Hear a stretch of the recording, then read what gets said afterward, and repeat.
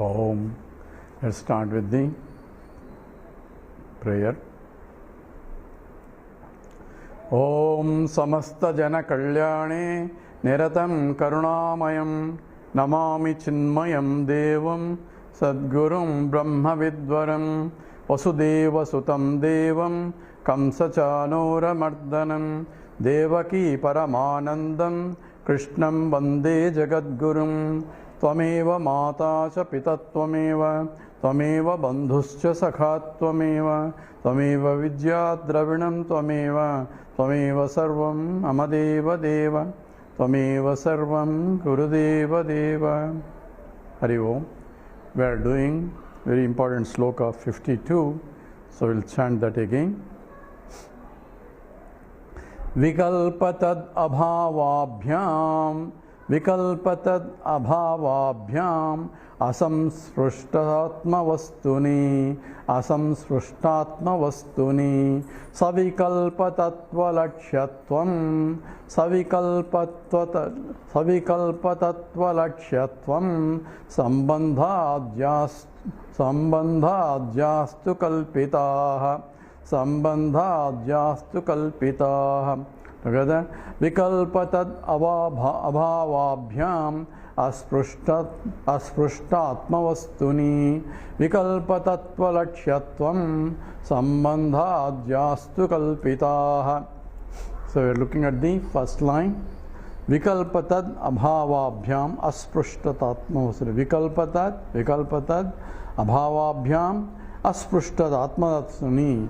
Whether it is the presence or absence of the attributes, because both are attributes, absence or presence are the attributes. Asprishtat atma vastuni, in the atma, asprishtat, it is untouched. That means it is not affected by the presence or the absence. And we are giving example of the creation, Brahman. From the Brahman point there is no creation.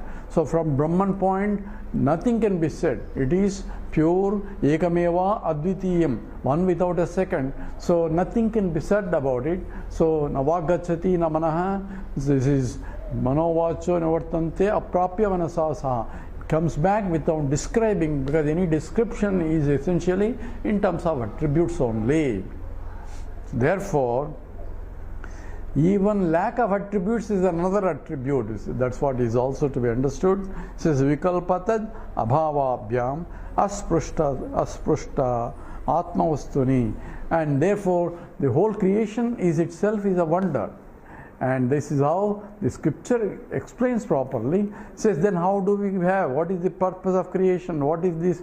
Since you are seeing creation, since you have a notion that there is a creation, since you are thinking that you are a jiva, the teaching is the one to have that confused mind, and therefore that confused mind is only teaching until the confusion drops out and recognize that there is no creation itself. That's why we have so many theories of creation. We have so many theories of creation. The very fact that there is so many things, depending upon who is asking the question, depending upon the qualification of the student and the teacher, at that time he explains the teacher to satisfy his mind. Otherwise he will be keep questioning and his mind is only reveling in that. So an explanation is provided to quieten the mind until he recognizes the problem, and once he recognizes the problem, he really understands that the question itself is not valid because there is no creation itself. But if you tell them, he will not be ready to accept it because he understands the creation is real, that as I see transcend. So for a sadhaka who is in the realm of Vyavahara, where in the Ajnana, due to the avidya, where he doesn't know who he is and he is taking what he is not he, and he has already strong notions about himself, about the world, about Ishvara, for him he has to drop all those notions. In order to drop, you have to prepare the mind. And that's what essentially from the truth point it is cannot be touched. So how can it be? That's what essentially ontological order has to be understood. Ontology means the degree of order. So degree of order has to be understood in terms of the clarity in terms of the creation and the material cause and the products of the karana karya sambandha. That's what we are analyzing. And in Chandogya Upanishad takes 3 examples, and in order to illustrate this process, the example that we gave is the gold transforming into many objects. Similarly, the clay transforming into many objects, many parts, and so on and so forth. Or the third example is the iron, wrought iron, transforming into many tools that people use. So in all these cases, the transformation is of the 2 types. First is the parinama and another is vivarta.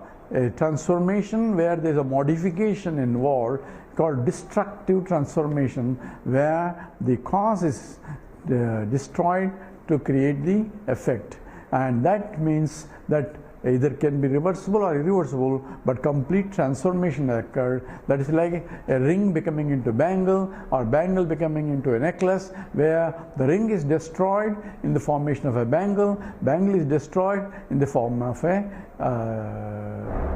necklace. So in all this case, the ring is real enough for me to use, because ring is different from bangle, and the bangle is real enough for me to use, and so is necklace. So in each case, the reality that I am superimposing to that object, which is essentially a name and a form, and that is gold itself, is deforming, not even deforming, appearing as many objects. We said it's called transformationless transformation. It is transforming, at the same time it's not really transforming.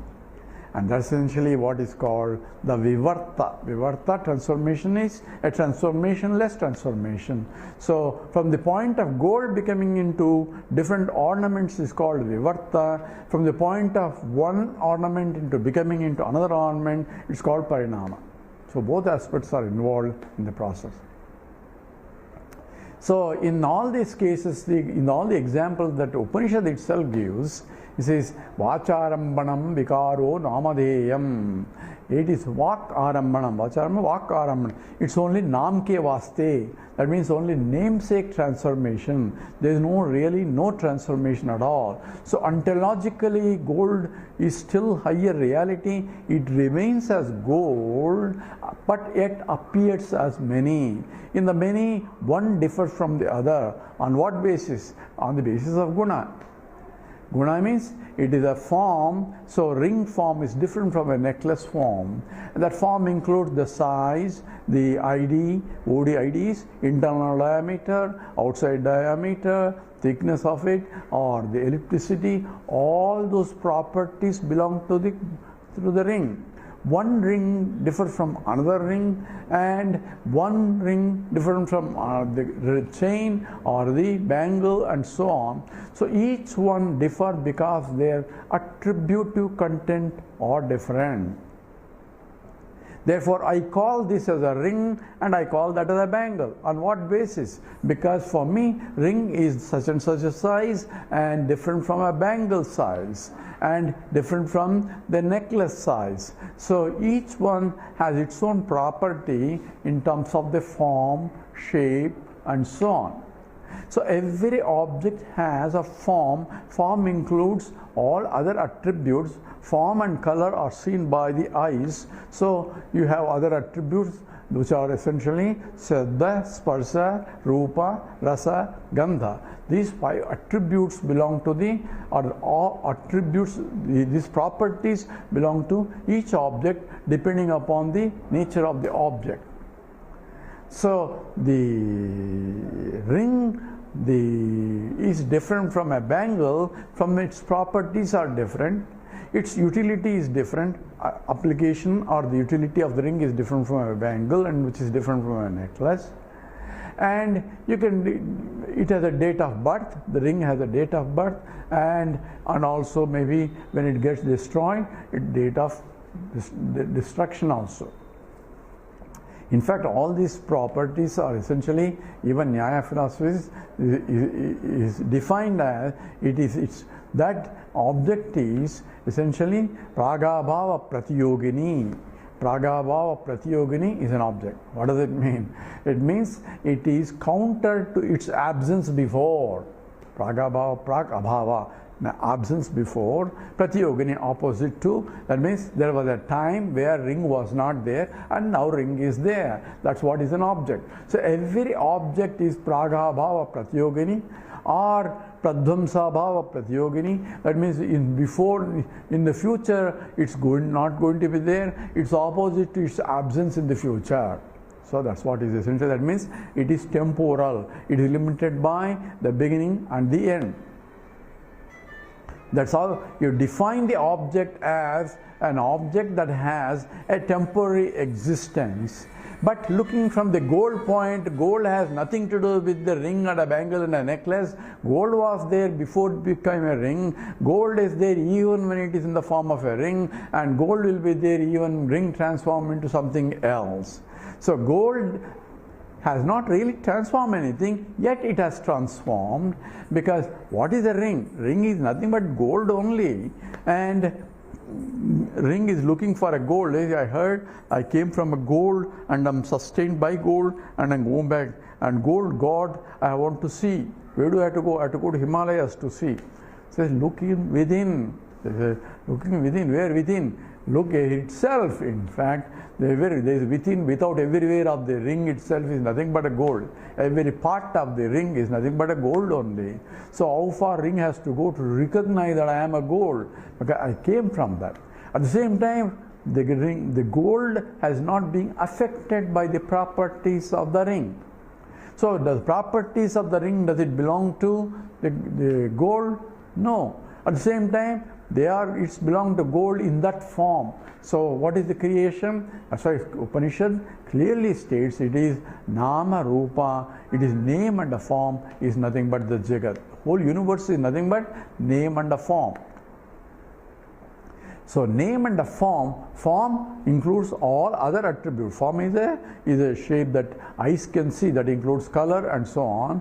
So the Rupa is form. So not only Rupa, but all other attributes, but Rupa stands for all other attributes. So all the attributes that the senses can gather or can measure, and that is essentially is involved in the definition of any object.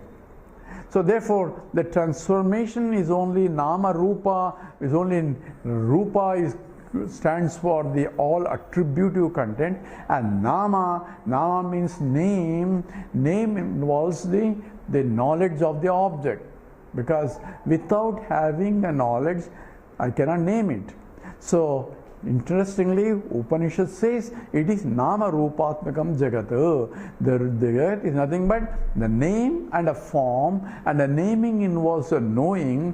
Therefore, there has to be conscious entity that has to be present in order to name it even, in order to know it and name it. So therefore, implication is not only the name of form, there is a subject knower of the object known. So every attributive content therefore is a locus of the inert object. Anything that has an attribute is inert. So a different definition. Anything that has attributes, guna or all that is inert. That means it is jadam. Jadam is anya adhina prakashatvam tad jadam. That which can be revealed by another conscious entity that lights it up. So ring doesn't say I am there. I had to say the ring is there. So I am the one who has to establish the existence of a ring. I don't bring a ring and say there is a ring there. I don't create a ring. Ring is already there from the point of Ishvara Srushti, but only I am seeing. So the world is there, the trees are there, everything is there. I didn't create them, but I am saying they are there because I am seeing it. If I don't see it, are they there? Say I don't know. That's what we give example of pitch darkness, where existence of the object is indeterminate. It can be there, it is not there because I don't see it. For me to see I have to open my eyes. A conscious entity has to interact with the object through a pramana, means of knowledge. That is essentially the eyes is required.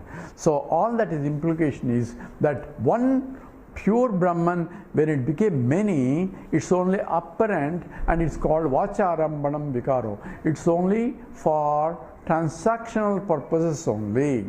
And the transactional purposes is only for the ring transaction is different from a bangle transaction, is different from a necklace transaction, and these properties of the ring and the bangle and the necklace is not affect the gold at all. So ontological order, that means the degree of order of reality, has to be understood, and even in the world it is there. Don't say everything is same real. So therefore ring is real and gold is real. Says gold is real and the ring is real, but the reality of the ring is different from the reality of the gold. Ring can become a bangle, but gold remains the same. So from gold it came, by gold it sustained, into gold it goes back. So yato va imani bhutani jayante yena jatani jivanti yat prem visanti tad vijnasasva tad brahmeti. So therefore that from which the whole universe came, by which it sustained, and into which goes back. From which all the ornaments came, by which they are sustained, into which gold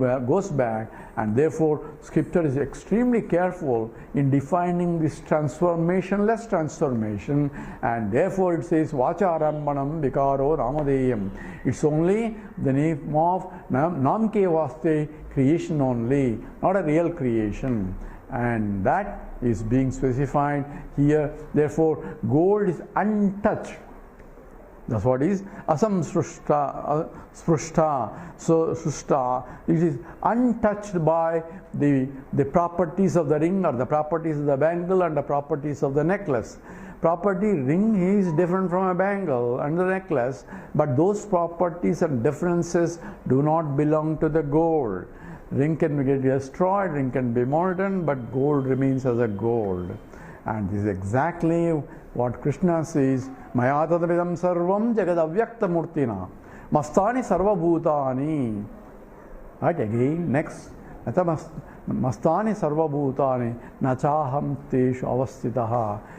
Their avasthas, their properties, their suffering, their joys, their experiences will not affect me, because I am the asangaha. I am untouched by whatever happens at the transactional level. So the properties and the properties of the ring does not affect the gold. Gold remains as a gold, irrespective of what the ring is. And all the ring property, ring association value, this ring is more valuable than the other ring because this is my wedding ring and that is some other ring, so this is more valuable, so you have to give me more. And if you want to sell that ring, goldsmith doesn't care. From his point, it's only gold. He doesn't look about a ring and a bangle and a necklace, and he creates only because of that value of the ring and the value of the bangle and the value of the necklace is only how much gold is there for him to value. Besides gold, if something else, it's not pure 24 carats, it's only 14 carats or some other carats, then his value is also different because it's not complete gold, something else also is required.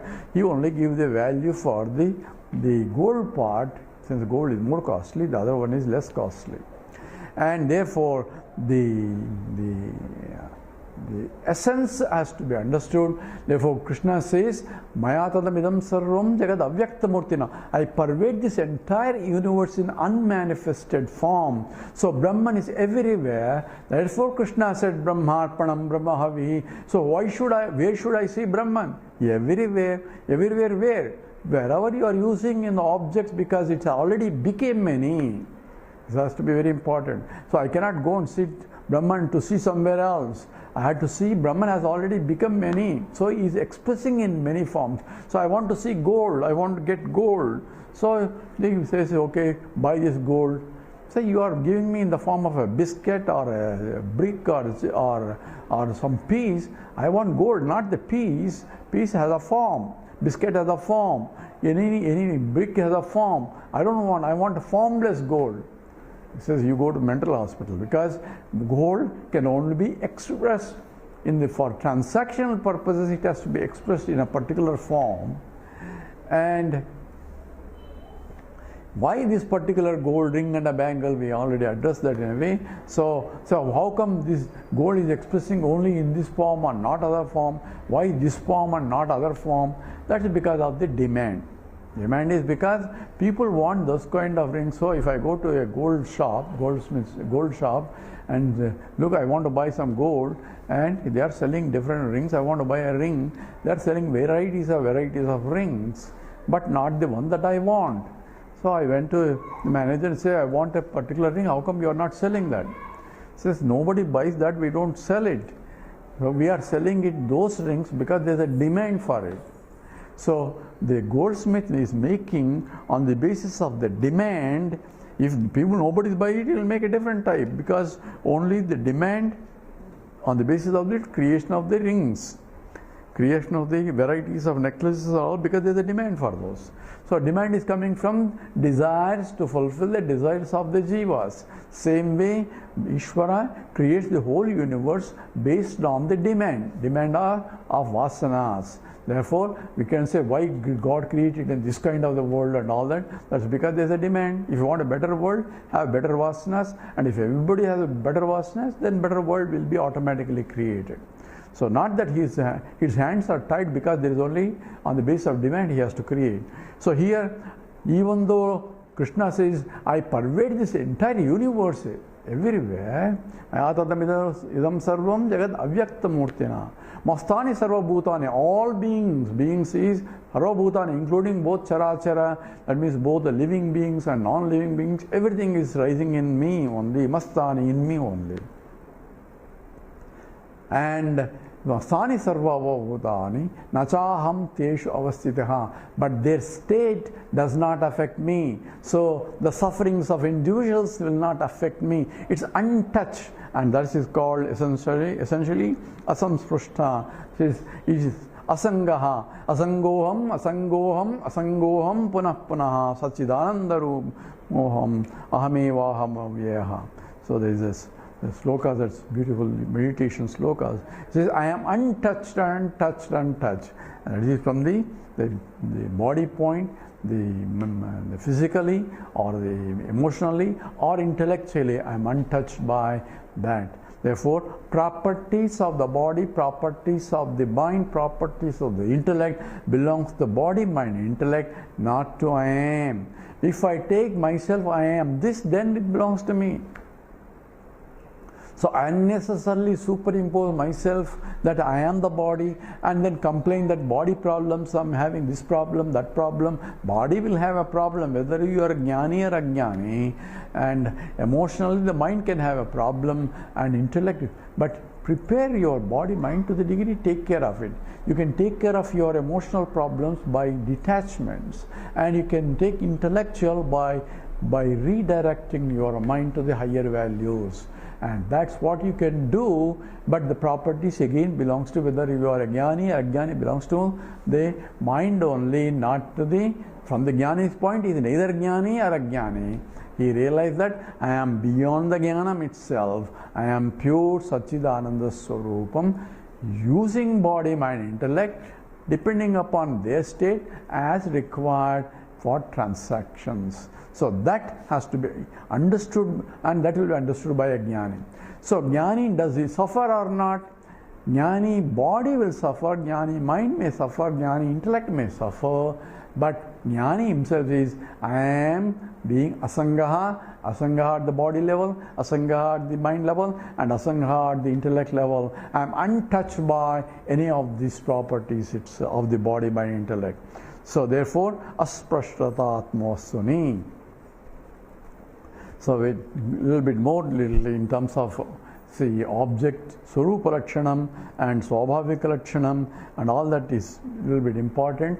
This Vikalpa Tattva Lakshatvam Sambandhat Yastu Kalpitaha. All are these Vikalpas, the properties which are absence or presence of it is Lakshatvam, is being pointed out as Sambandha, astu kalpita, all are kalpana only.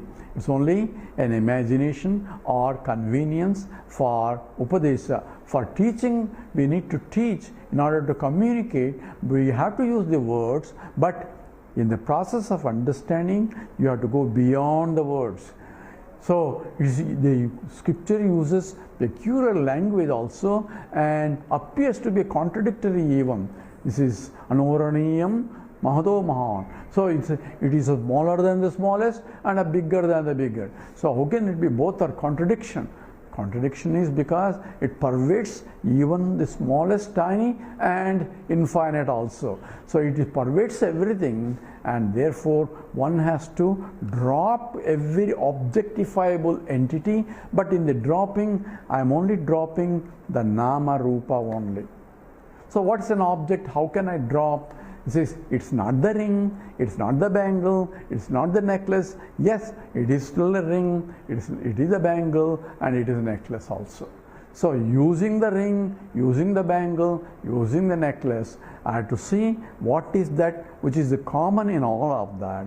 The common is the ring is gold, the bangle is also gold, necklace is also gold, bracelet is also gold. So I have to lift my mind from the form, from the shape, from the property, attributes of the ring or attributes of the bangle or attributes of the bracelet, to that which pervades the ring, pervades the bangle, and pervades the necklace, and pervades all the ornaments in the past, in the present, in the future also. So if I know gold, in essence, quote unquote, in essence, I know all the ornaments because there is the gold itself in different names and forms only. I may not know particular form because that name belongs to a rupa and that form or properties, but essence is Brahman. So Upanishad is extremely careful to say that the Brahman itself became many as a nama rupatmakam. Is only name and a form. Form is attribute. So what about the substance? It's a very important question. It says, is a substance different from or not? So according to Vedanta, there is no substance other than Brahman. So one has to be very careful because this is the epistemological issue in terms of what I am really seeing versus what is there that what to be involved. What I am seeing is only, as Upanishad says, nama and a rupa. Seeing is not nama, only rupa. Rupa stands for attributes. Nama is after seeing, I associate that object with the nama, naming, because existence of the object is established by the knowledge of its existence. Because I see, therefore it is there. Or essentially the drushti srushti vada. But it is there because it's not, I didn't create it. Therefore, for me to see, there is a srushti before. So srushti, drishti both come into picture in understanding this properly. So what exactly I am seeing, say there is an object there, I am only seeing the attributes of the object. Attributes of the object only I can see. He is 5 feet tall, or the ring is of this shape, or ring is this color, or the ring is this form, and this is the size. All that properties only I can gather. And in even chemistry we mentioned that we only identify a material only by properties only. So we cannot see the substance. From the substance we cannot say, but only from the attributes. But is there real substance? There is only apparent substance, but substance we associate because we are transacting. Because the mind thinks that the locus has to be there for the attributes. So is there a chair there? Yes, I see a form and a color, and therefore there is a chair there. Just because I see, is there really chair there or not? If I go and sit on it, that means there is a real chair, not my imagination. So the question is in terms of what exactly is perceived. The perception is not even attributes also. Really? So it says nama rupa, you say rupa, but rupa has to be measured by the sense organs, that is the 5 jnanendriyas, Shabda, Sparsha, Rupa, Rasa, Gandha, the 5 senses, sense of sight, sense of smelling, sense of the taste, and sense of touch, and sense of hearing, all that has to be there operating to establish an object. And senses have to gather the attributes only. Senses cannot gather, the sense of sight cannot gather the material there. Its material, thank God, is there. Only I am seeing the form of the material. But even the form has to remain with the object only. So the chair is out there. Chair remains, the form of the chair remains with the chair, thank God. And what I am seeing is only the reflection of the form only. So not even the attributes, it's the reflected attributes of the object only that senses gather. And depending upon the reflecting medium, reflection occurs. That's one aspect from the object point. But also from the senses point, it has a capacity to see properly those reflections or not. If I am colorblind, even though the medium is reflecting properly, but I am not able to grasp properly because of the defect of my sense organs. So all that, whatever senses can gather, depending upon the capacity of the senses, it gathers the reflected attributes of the object only, because attributes belong to the object, and you cannot remove the attributes from the object. So when it gathers attributes, it forms the vritti in the mind, a thought in the mind, and that's how the existence of the object out there form existence of the object or a thought in my mind. Thought in the mind, contents are only reflected attributes of the object out there.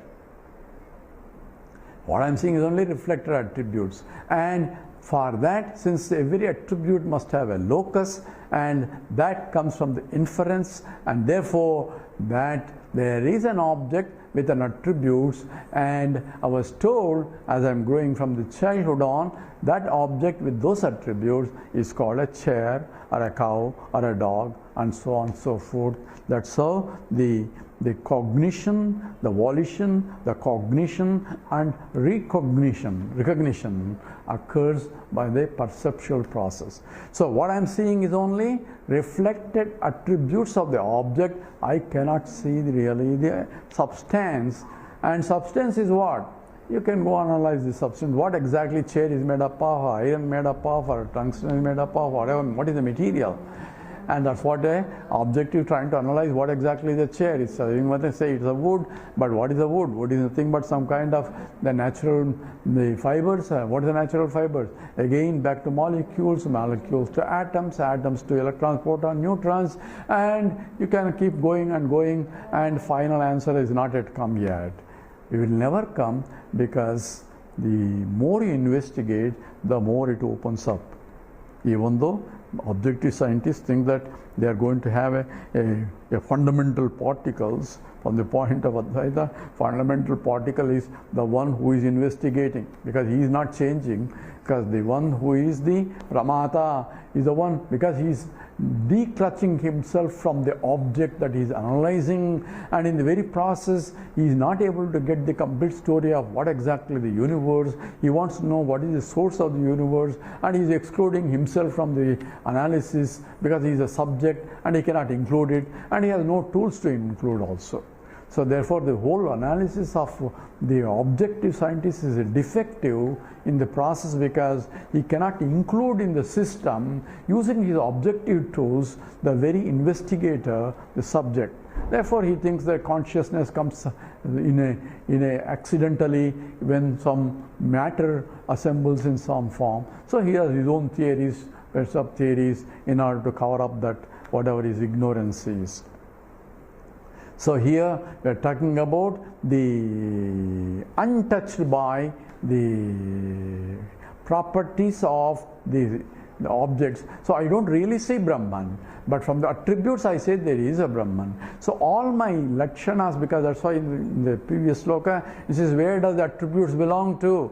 That's a good question, because there is no real material there in principle to belong to. And it's only for transactional purposes. For transactions we need all that, But then from the reality point, you cannot use that kind of questioning for understanding the absolute. This is only for the transaction. Say there is a chair, table, ring is different from a bangle, bangle is different from necklace, and utility of the ring is different from utility of the bangle, is different from a necklace, and transact, and if you're satisfied with it, life goes on without knowing more about that. So Krishna said, Maya tatamidam sarvam jagad avyaktamurtina mastani sarva bhutani nataham tesha avasthika. Their avasthas do not touch me because I am the asangaha. And in the very next sloka he says, Najamastane bhutani pasyami yogaveshwaram. There are no beings in me. Just now he said, all beings are in me. And immediate sloka, as Puja Gurudev says, not even without washing his mouth, says immediately contradicts. Says, Najamastane bhutani pasyami yogaveshwaram. Look at my glory, Arjuna. Says, there are no beings in me. So are there beings in him or are there no beings in him? So both are right. One from the transactional point, from the absolute point. From the transactional point, all bangles, necklace and all gold can say, Mayatal sarvam jagadavyakta murtina mastani sarva forgot the name. So all ornaments are bhushani. So all ornaments are in me. So gold can say, I am the ring, I am the bangle, I am the necklace. So Brahma Arpanam, Brahma Havihi. So ring Arpanam, ring is gold, bangle is gold, necklace is gold. You can keep saying that. But gold itself has not transformed. Gold pervades all the ornaments, yet different from all the ornaments, yet same as the ornaments. Both are valid statements depending upon the ontological order with which we are talking about. From the gold point, there is no transformation. From the ring point, there is a transformation. Ring is only Nama and Rupa only. There is no ring substance there. It is a gold in that form, ring in this form, bangle in this form. Therefore, there is Najamastani bhutani. So gold can declare, there are no ornaments in me. All ornaments in me. Why? Because I am ductile or malleable enough to exist in various names and forms, and shining enough that people want in various names and forms. Therefore, I can exist. But from my point, there are no rings and bangles and necklace. I am gold in this form, I am gold in that form. From gold point, there is no difference at all. If there is a difference, people won't buy. So it is same, AU. AU is a symbol for gold. So Vikalpa Tattva Lakshyatvam. So all this attributive knowledge of ring is different from a bangle, is different, is important for the transactional purposes, but in reality it is sambandha jastu kalpitaha. These are all only a projection either externally or in the mind as for transactional purposes. Otherwise it is difficult to transact. I am different, body is different, this body is different from that body. When I say this body is hungry, I say I am hungry. I am hungry, I need some food. So say, how can you be hungry? You are Satchidananda Swarupam, and the body is matter. Body cannot be hungry, it's just a matter, inert, and you are Satchidananda. Who is hungry here? I identifying the role of a body, I am hungry, so the hunger of the body has to be satisfied in order to transact with the world. So I need energy in order to eat, because I cannot but act. Nahi kaschit kshanamapi jatu tushtasya karma krita. Therefore everybody has to act. Life itself is a dynamism, action itself, but acting in such a way that I am untouched by it. So Krishna acted at the same time, he is unaffected by it. And that's what essentially Vikalpa Tattva Lakshyatvam Sambandhadhyastu Kalpitaha. So all these Sambandhadi Vastu Kalpitaha. It's only a modification for transactional purposes. It is Vacharambanam Vigaro Namadeyam. It is Namke Vaste transformation, but Namke Vaste is taken as a real transformation, and people argue this is real, that is real. We have Brahma Jagat Satyam and Brahma Satyam, Jiva Satyam, and Jiva differences, Jiva Jagat differences, Jagat and Jagat each object differences, and Jiva Ishvara difference, Jagat Ishvara difference. All differences of all kinds are already superimposed and the theories are there. So as long as want to know the fundamental truth, says I pervade this entire universe, but I am beyond all this. Says I am 10 inches above this. That's what essentially the Atyatishtat Dashangulam. I am untouched by any of this. That is by Pasyami Yogavaishwaram. See my glory, Arjuna. I am untouched by any of that, and therefore no beings and me. This is my glory itself of that to Arjuna, his teachers.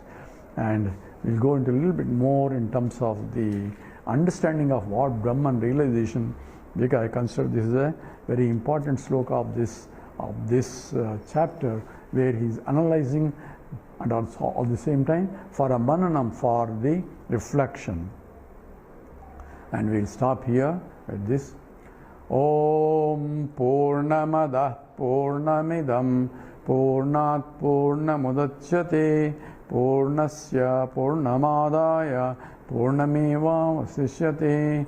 Om Shanti Shanti Shanti. Harihi Om Sri Gurubhyo Namaha. Harihi Om.